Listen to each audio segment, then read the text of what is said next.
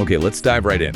In the always unpredictable WNBA, there's something happening right now with the Indiana Fever that honestly might be the biggest midseason surprise in years. You're talking about the win streak. Exactly.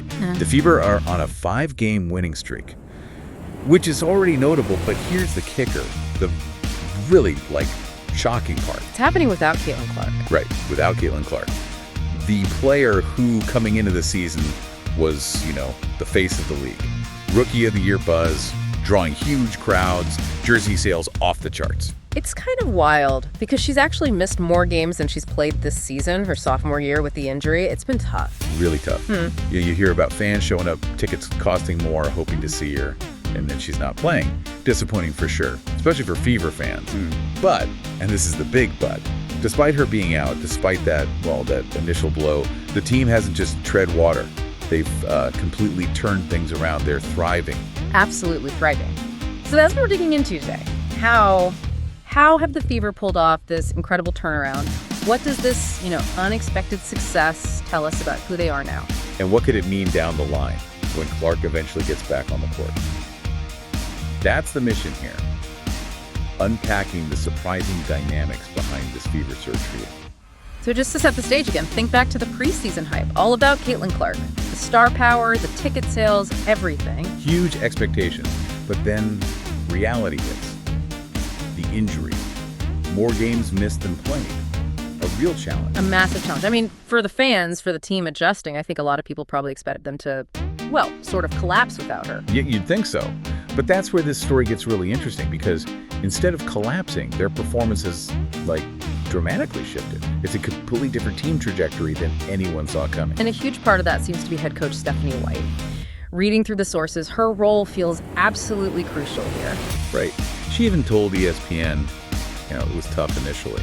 But she had this focus word that seems to have unlocked everything. Versatility. Yeah, versatility. And it's not just the word, it's how she applied it. That's the really clever part. Without Clark running the show on offense. The main orchestrator, yeah. Exactly. Coach White didn't just tweak things, she went gold.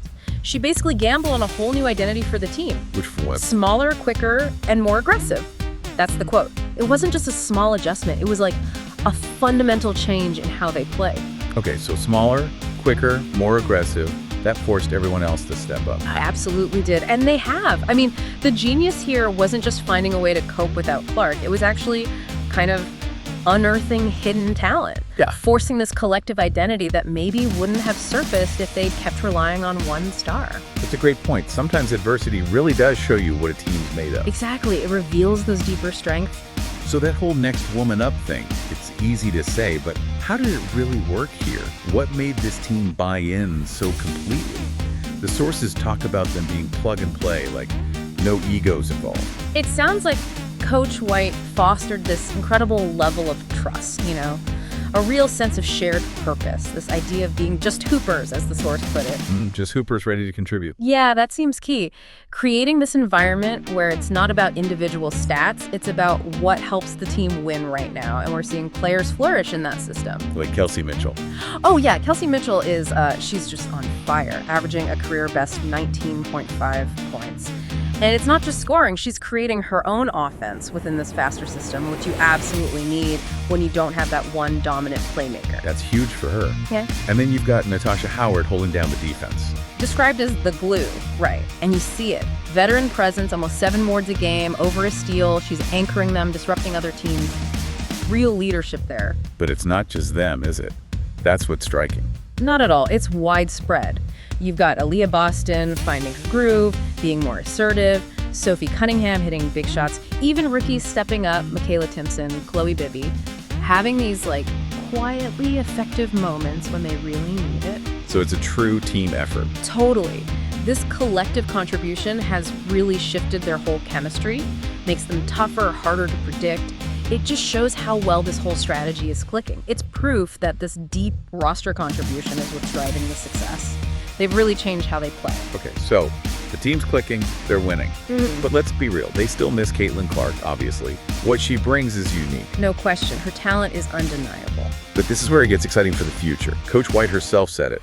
When we reintegrate Caitlin back on the floor, we're going to be that much more dangerous. And just take a second to picture that. You add Clark's shooting range, which is just ridiculous, her vision, her gravity. Yeah, the way defenses have to collapse on her. Great. You add that to a team that's already humming, a team that's found this confidence, this chemistry without her. That could be, well, pretty scary for the rest of the WNBA. Seriously scary. How do you even defend that? A team that learned to win collectively and then gets its superstar back. It poses a real problem for opponents. Do you focus on Clark and risk letting the others beat you? Or do you stick to defending the system they've built and hope Clark doesn't go off? It's a tough call. A very tough call. And adding to the excitement, there are whispers, signs that Clark might be back soon. Nothing concrete, but the vibe is getting more positive. Especially with this win streak building momentum. Definitely. So it raises this big what if she comes back healthy and crucially stays healthy. Could this Fever team actually make a playoff push? A few weeks ago that would have sounded, well, pretty unlikely. But now, given this turnaround, it's suddenly a real possibility, which just highlights how incredible and unexpected this whole stretch has been. What a story indeed. This deep dive really underscores how, the WNBA can just throw these curveballs. The Fever finding this success without their biggest name is just fascinating. It really is. And it's more than just basketball, isn't it? It's about resilience, adaptability. What does it really mean for a team to find its groove, to actually thrive when its main star is out? And the really interesting question for you to think about is, how does that experience change them fundamentally? When Clark does come back, are they a different team because of this? Exactly. This wasn't just a patch-up job. It feels like maybe they forged a new identity in the fire. That collective strength might just be the thing that defines them moving forward, maybe even more than they realize right now. A real lesson in finding strength together when things get tough.